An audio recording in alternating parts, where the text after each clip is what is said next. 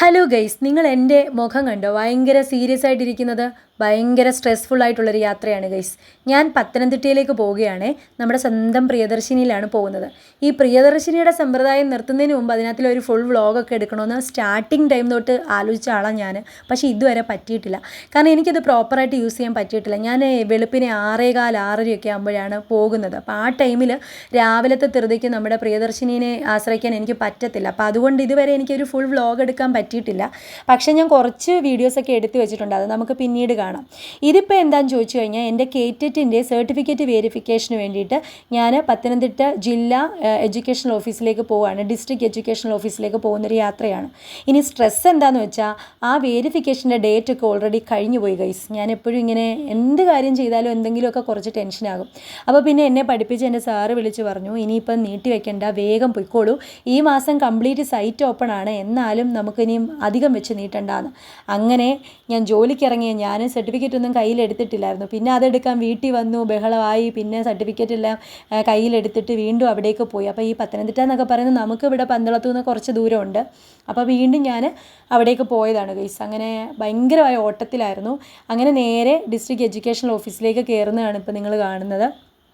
അവിടെ എത്തിയപ്പോൾ അത് നമ്മുടെ പത്തനംതിട്ട ജില്ലാ BSNL ഓഫീസിൻ്റെ തൊട്ടിപ്പുറത്താണ്. അവിടെ എത്തിയപ്പോഴോ ഞാൻ മാത്രമല്ല ഗൈസ്, കുറേ പേരിങ്ങനെ ഡേറ്റ് മാറിയിട്ട് വന്നിട്ടുള്ള ആളുകളുണ്ടായിരുന്നു.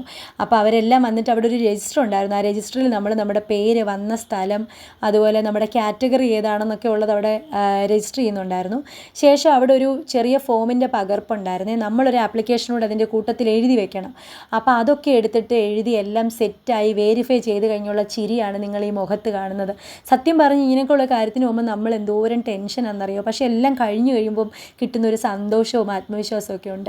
സത്യം പറഞ്ഞ് ഇതൊക്കെ എഴുതി കിട്ടുന്നതിനേക്കാട്ടിൽ വലിയ പ്രയാസമാണ് ഇതൊക്കെ നമ്മുടെ കയ്യിലേക്ക് എത്താൻ വേണ്ടി നമ്മൾ ശ്രമിക്കുന്ന കുറച്ച് കാര്യങ്ങൾ.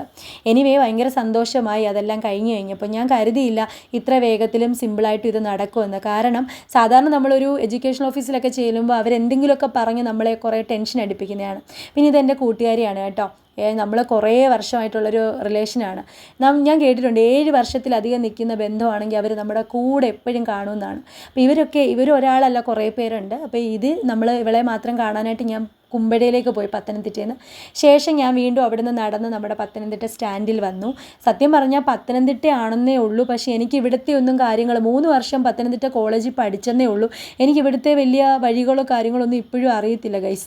ഞാൻ പിന്നെ അവിടെ നിന്ന് വന്നിട്ട് ബസ് കയറാനായിട്ട് നോക്കി. വീണ്ടും പ്രിയദർശിനിയിൽ തന്നെ കയറി. പിന്നെ കയ്യിൽ മിഠായി ഉണ്ടായിരുന്നു, അതിട്ട് ചവച്ചരച്ചുകൊണ്ട് ബസ്സിൽ ഇങ്ങനെ ഇരുന്ന് കുറച്ച് ജാടയൊക്കെ കാണിച്ചിരിക്കുന്നതാണ് ഗൈസ് നിങ്ങൾ കാണുന്നത്. ഇനി അടുത്ത വീഡിയോയിൽ കാണാം. Tata, bye bye.